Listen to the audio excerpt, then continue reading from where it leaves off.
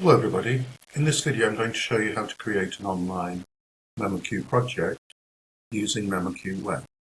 So an online project, making it inside a browser. This video was made in February 2021.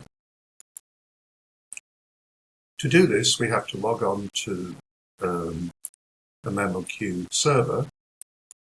My faculty's server is here. If you're watching this as a YouTube video, viewer, you will have to have a server of your own. You can see the basics here, but we'll need a server to actually do this. When you log on, you'll be in the project start page. We will click on create new project or create new to make a project. The first stage is to give the project a name and choose languages. Accept or change settings, then make the project box, the shell. You basically make a project with a name and the languages ready to add translations and resources. And indeed, that's what we do next. We'll add translations, we'll choose translators and reviewers and set deadlines. We will assign roles in people. In the resources, we will add or choose a translation memory and the Termbase. There's the option to change some settings. Then we will be ready to launch the project. That means publish or start the project. Be careful though, when you click on launch, the icon immediately changes to wrap up. Do not click that. That means finish. One of the ironies is you can click on start, and if you're not careful or paying attention, you'll then also click on finish. Okay, let's have a look at the process then. So, let's log on to our server. And when you log on to a server, you're asked to give the username and password. So we'll do that.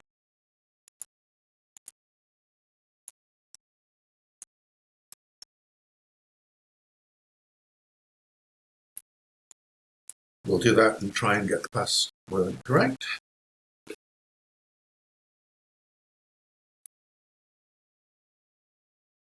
Now when you do this, it takes you to the start screen where you can see your active projects. This user has a project manager status, so he's able to make projects. And this first icon here indicates projects. And indeed, that's where we are. I have one project here that I already made. I'll just remove it so the screen is like it will be for the first time that you make a project. So the first time you come here, it says no active projects. We can create a new project, or indeed we can click create new here. Doesn't really matter. So when you click create new project, you have various settings that you choose. There's actually 4 areas here. Project type. I'd like you to choose online project. We're not going to use templates, modelos today. In the properties, we give a name. Now, for my students, I'd like you to state the class you're in, the group you're in, then put your name and the name of the project. Again, if you're watching on YouTube, you can just put whatever name you want, but my students, the class you're in, the group you're in, your own student, your own username, and the name of the project.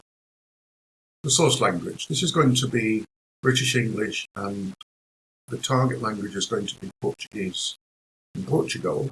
So you can just type ENG, and then you will see the different varieties of English, and you can choose United Kingdom ENGB. The target language, you can do the same. You can type VOR, and we're going to choose Portuguese from Portugal. When you use a project manager version of memoQ, or you are a project manager online, When you make a project, you can actually have more than one target language. If I wanted to, I could make a project which also included, for example, Spanish from Spain. That's the difference between just using the Translator Pro or just being a translator or reviewer. We can make more than one target language. So we've done basically project type is just online project. Properties is essentially give a name, choose the source and target languages. Now the metadata, you can put information here if you wish. I'm just going to put my first project, but we can add information here. But today I want to keep things as simple as possible. Workflow. Again, we're going to keep all of these settings except for one. We're not going to use track changes, registrar, alter the site. We're not going to make packages, but I want you to choose not allowed here. Simultaneous translation and review, not allowed. This means that the translator will have to finish their translation and deliver the translation before the reviewer can start reviewing. I've just done this in the beginning so that we don't get confused. Resources, again, we're just going to deal with this online, so we don't need to change this.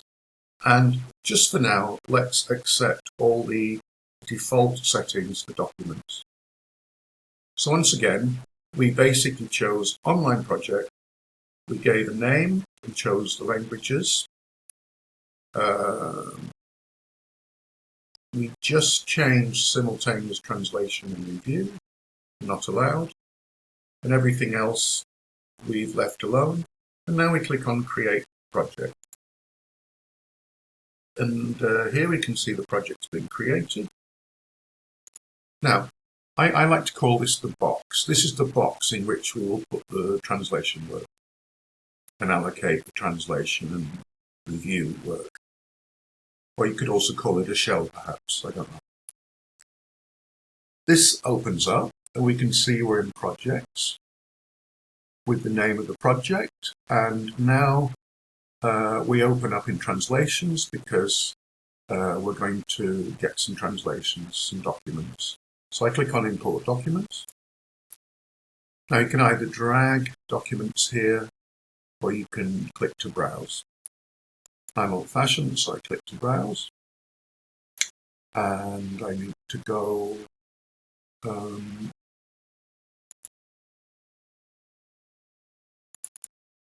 let's see. I didn't expect to go here, but there you go. I'll go to David Teaching and I'll get the material I want to use. So I'm going to get 3 files connected with the Mars landing that occurred last week, the Perseverance. So the files are shown here and we basically want to import them all. So I click on Import All. We can see the files being imported here. The task is in progress. When it finishes, we can now close this. We can see that we have the 3 files that have been imported, and we see language, the target language, the status. This means nothing has been assigned. The version number and how many words. Here it says translator, add translator. If I click on add translator, I can here select the person I want to choose. And I'll just choose myself, or rather student 10. The project manager can also assign themselves to be a translator or reviewer. What am I going to do here? I'm going to assign this translator just to this document. If I clicked here on all Portuguese documents, I would add the translator to all of these. My students are working in small groups, so I want everybody to have a translation to do. So I'll just click this document only. can do the same thing again, add translator.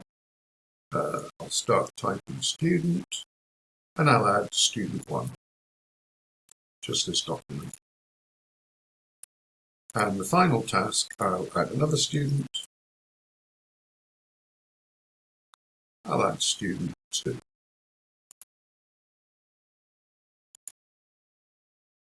So I've got 3 students, each student translating a different file. Notice now I have to set the deadline, and I haven't set the deadline for any of them. If I click here, I can, for example, set a deadline, I don't know, let's say next week. Now, if I just set it for this document only, this happens. But if I actually set this, and I choose all the Portuguese documents, I've done this in one operation, so that's a useful tip. My screen can't, my monitor can't show everything, so I'm just sliding across here, and I'm going to add a reviewer to this document. I'm going to make it student 1. Just for this document, I'll make this reviewer student 2.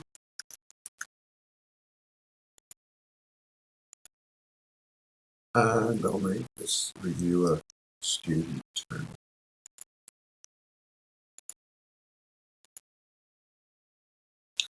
Again, I'm going to set a deadline, but if the, oh, I put April there, that's a very generous deadline.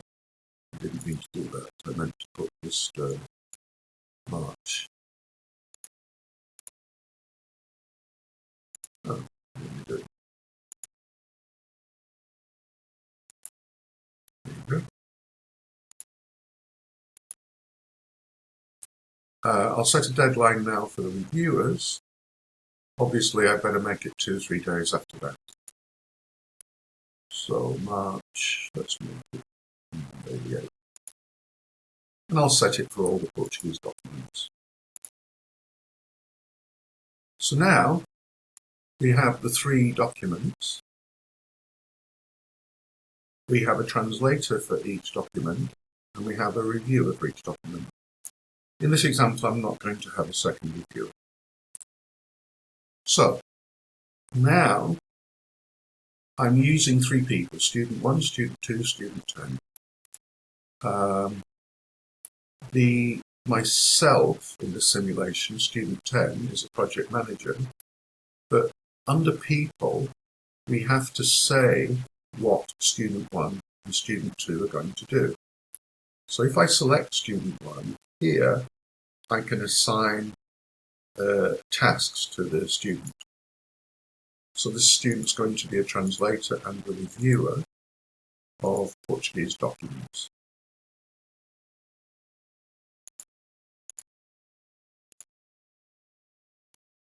And student 2, I'm going to do the same thing.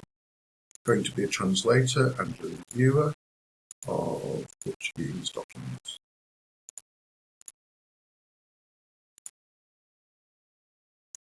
So now everybody has a role. Student 1 is a translator into Portuguese and also a reviewer, so is student 2. You can add a terminologist, but I'm not going to do that here. So that's done the translations and the people. Now let's do something about resources. The resources available online are translation memories and Termbases. At the moment of making this video, live docs are not available online. They are in the local version, the local project manager. So here, translation memories is selected, and I can either add a translation memory or create one. If I click on add one, I can see all the available translation memories. And as I have quite a lot of students, there are quite a lot of translation memories. But I asked each group to create their own translation memory. So again, I'm going to put Turma A, Group 6, Student 10, QB, PT, And I think I made this already, so I'll just put 2 at the end. You can call it just 1 if you want, or TM1. I just like to try and be reasonably organised in the name. So all you have to do is give a name, the language pair is already there, and you come down here and create the translation. When you've created it, just remember here to click, so it's selected, it's been put into the project. Now click on Termbases, and let's do the same thing. Let's create a new Termbase.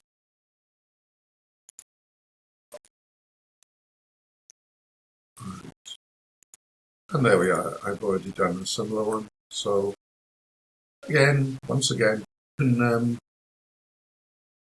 give it a name that you want. I actually like to put the languages in the Termbase so I don't get confused. There is an option here to choose moderated Termbase. If you allocate a terminologist, that person has to approve any terms put into a Termbase. But let's keep it simple today. Again, I'm not going to add any metadata, I'm just going to create Termbase. So all we did was we're in Resources, Termbases, Create, give it a name, the languages should be there. You can add languages if you want, and then just click on Create Termbase. And here, just make sure you select it and put it into the project. There are reports, which you can do at a later stage. Settings, where you can make changes that are general, some options, QA options and communication. We'll do that another time. Keep it simple, the first one. And now I'm ready to launch. When you click on launch, just move the cursor, the mouse away from this icon. Because when you click on launch, immediately it changes to wrap up. What launch has done is publish the project. If student 1 logs in to this server, they will see the translation and review work they have waiting for them, which is given to them after clicking on launch. The danger is wrap up means finish the project. All the translation revision work has been done, do the finalization tasks. And of course the danger is you click on launch and click on wrap up again. So move away. With respect to memoQ, I think they really should move that to somewhere else. And that's it. Now, if you go back to here, this is your project view. You'll see you've got your project. If you select the project here, there are actions you can do. Now, something I'd just like to point out to finish, if you go down to here, this little icon, it's called Web Trans. If you click here, it actually is called My Tasks. And you can see here a variety of tasks for this student. But what you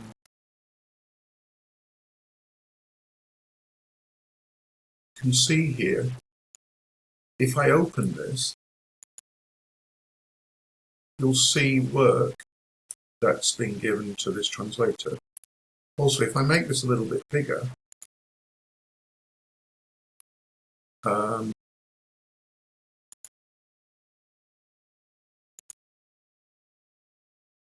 if necessary, basically, we can see all the work, translation work, that has been allocated to this student. So we just made this project, and we can see that this person has a translation to do and a revision to do. And notice the revision is not yet available because it will not become available until the translator has finished. That was the setting to keep that you can only start the revision once the translation is finished. Okay, I hope this has provided a brief overview of how to make the first project in the project view, and you can access your tasks in the So your projects will be here, and your own personal tasks will be here in the web trans. When you want to log out, by the way, just click down here on your profile and you can sign out.